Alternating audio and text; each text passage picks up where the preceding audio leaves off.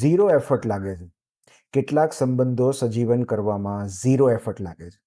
વર્ષો પછી મળીએ તો પણ કોઈ જ પ્રયત્નો વગર જૂની મિત્રતા પ્રસ્થાપિત થઈ જાય છે. એવી 3 બાબતો જે સૂચવે છે કે આપણી વચ્ચે જે કંઈ પણ બન્યું હોય પણ આપણો સંબંધ હજુ બદલાયો નથી. 1.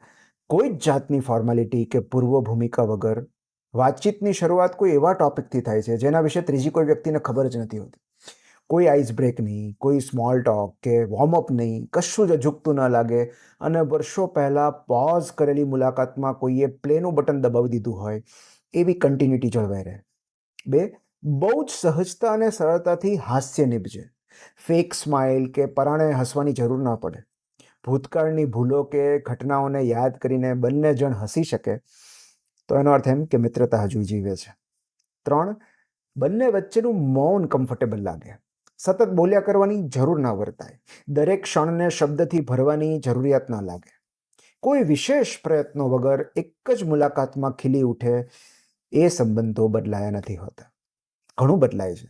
બદલાતા જીવન અને સંજોગો પ્રમાણે મિત્રો બદલાય છે પણ એમની મિત્રતા નથી બદલાતી.